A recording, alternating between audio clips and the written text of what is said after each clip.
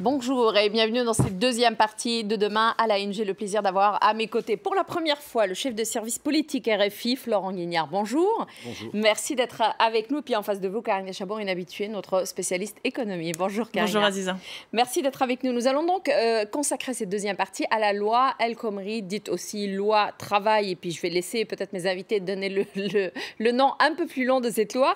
En tout cas, elle est devenue aujourd'hui très fameuse, très connue. Tout le monde en parle. Elle est signée Myriam El Khomri et sera donc présentée la semaine prochaine au Conseil des ministres. Ça sera le jeudi 24 mars.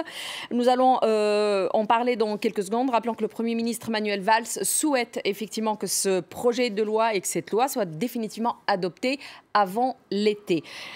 Karina, pour commencer, le calendrier des consultations a été quelque part accéléré. Il est en mode accéléré en ce moment. Le gouvernement parle d'un nouveau départ, nous parle d'une nouvelle mouture pour essayer de faire passer quelque part la pilule. En quoi consiste un peu cette opération déminage finalement du gouvernement ? Finalement, en gros, le gouvernement a reculé sur l'ensemble des points qui posaient le plus de difficultés, qui rencontraient la plus forte contestation. Alors, par exemple, le plus important étant, vous savez, ces indemnités prud'homales en cas de licenciement abusif. Finalement, elles ne seront pas plafonnées comme cela a été prévu, mais simplement un barème indicatif sera donné à l'appréciation du juge. Et puis l'autre point de blocage, c'était sur le forfait jour qui s'appliquerait dans les petites entreprises de moins de 50 salariés sur seule volonté de l'employeur. Et bien finalement, un accord syndical sera nécessaire. Recul aussi sur le temps de travail des apprentis qui ne pourra pas dépasser les 35 heures par semaine, contrairement à ce que souhaitait le patronat.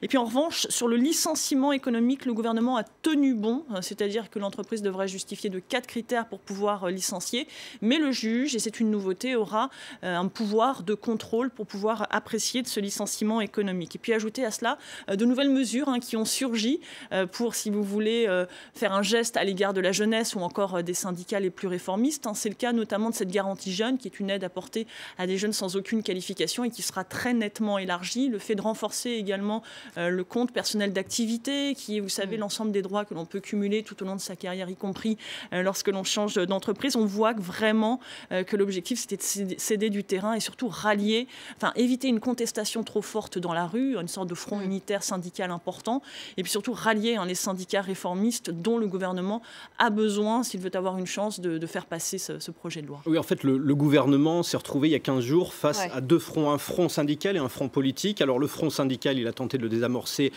en faisant revenir la CFDT à ses côtés. Et le front politique, on peut dire qu'il l'a, pour le coup, effectivement désamorcé. Il y avait une fronde qui grossissait dans les rangs de la majorité socialiste. Certains menaçaient même de voter la motion de défiance contre le gouvernement. Les retouches apportées au texte, la suppression des articles les plus controversés, le rajout de certaines mesures dont vous venez de parler, tout cela a finalement calmé les députés socialistes, calmé la fronde socialiste. Et le texte qui sera présenté jeudi prochain en Conseil des ministres, devrait passer plus facilement à l'Assemblée nationale. Reste maintenant l'épreuve de la rue. Alors, et là, le gouvernement joue gros encore. Alors justement, parce qu'aujourd'hui, Myriam El Khomri, elle dit l'objectif de cette loi, c'est de donner plus de souplesse aux entreprises pour encourager l'emploi en CDI. Alors, c'est pas très vendeur jusqu'à maintenant, puisque ça ne marche pas forcément. Justement, quel est le point de vue des syndicats et puis des jeunes qui, eux, continuent quand même d'appeler à la mobilisation ? Vous avez raison de dire que ça ne marche pas. L'an dernier, je crois, 85% des embauches ont eu lieu en CDD. Oui. Et donc les jeunes, notamment, qui ont manifesté cette semaine et qui vont encore manifester la semaine prochaine, sont effectivement très inquiets. Ils dénoncent cette société de la précarisation qu'on leur promet. Il y a une différence fondamentale entre le CDD et le CDI, c'est la rupture. Un CDD, ça se rompt très facilement. Un CDI, ça se rompt beaucoup moins facilement. Et ce que tente d'apporter cette loi, c'est de faciliter les licenciements pour que finalement les entreprises se détournent du CDD et aille vers le CDI. C'est l'argument du gouvernement aujourd'hui, c'est l'argument que répètent Manuel Valls et François Hollande tous les deux en chœur. Cette loi va permettre paradoxalement de favoriser les embauches en CDI, un argument, on l'a vu encore ces derniers jours, qui ne convainc absolument pas les jeunes qui sont dans la rue et les syndicats les plus opposés au texte, qui effectivement considèrent que cette loi reste, malgré les retouches, reste un texte très social-libéral, très favorable aux entreprises et qui va créer encore plus de précarité, en tout cas ce qu'ils disent.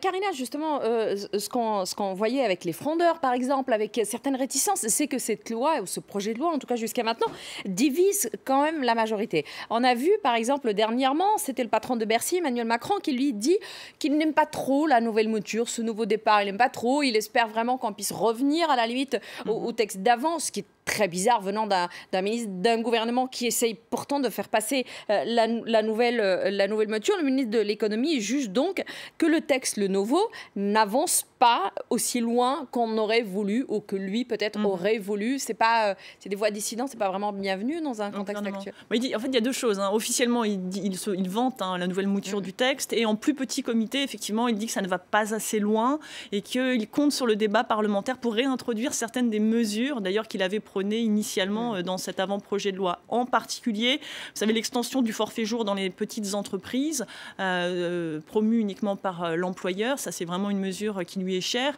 et également le fait que les apprentis puissent travailler 40 heures par semaine sans avis préalable de l'administration.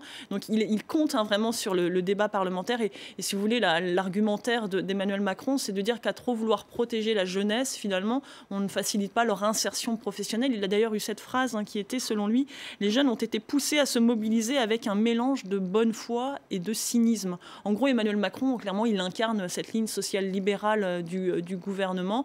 Il a été à l'initiative de certaines de ces mesures dans une loi qui normalement devait porter son nom, la loi Macron 2, et qui finalement a été réattribuée à la ministre du Travail, Myriam El Khomri. Et il y a d'ailleurs précisément des mesures qui devaient figurer dans la nouvelle loi Macron, la loi Noé sur les nouvelles opportunités économiques, qui ont été rajoutées au dernier moment. Et finalement, c'est par Emmanuel Macron, par Bercy, bien sûr validé par Manuel Valls et François Hollande, mais à la base, au début du mois, c'est Emmanuel Macron, en rajoutant à la dernière minute ces deux mesures contestées qui n'avaient pas été validées dans la négociation syndicat, patronat, gouvernement, qui met le feu aux poudres finalement dans cette affaire. Et là, c'est un jeune ministre, Emmanuel Macron, il doit prendre le compromis, il est peut-être un peu déçu. Vous savez que l'an dernier, sa première loi, elle est passée grâce au 49.3. Manuel Valls, lui, a un petit peu contraint à accepter le 49.3 et à échapper au débat parlementaire. Ça sera intéressant à suivre, effectivement. Il fait un petit peu une petite sortie aussi là-dessus. Alors justement, parlons-en du 49.3, parce qu'aujourd'hui, c'est un peu la menace qu'on a fait un peu peser sur le débat. Ça a en plus attisé un peu plus les foules, on va dire. Il s'agit d'un article de la Constitution, c'est le fameux 49.3, qui permet au Premier ministre de... Là, je vais utiliser la phrase dite d'engager la responsabilité du gouvernement. Donc ça, c'est pendant le vote d'un projet ou d'une proposition de loi. Et ça a été un peu glissé par Manuel Valls à un moment donné de la discussion pour un petit peu menacer par rapport au passage de cette loi à Al-Khomri. Alors depuis, on dit non, pas du tout. L'Élysée nous confirme que c'est le débat, etc. Alors de quoi s'agit-il exactement ? Alors effectivement, le 49.3, je vous le disais il y a quelques instants, il avait été utilisé une fois sous ce quinquennat, c'est pour passer cette loi Macron qui était très controversée parce qu'il y avait notamment le travail du dimanche. La menace du 49.3, effectivement, elle s'est retrouvée dans une interview donnée par la ministre du Travail au quotidien économique Les Échos.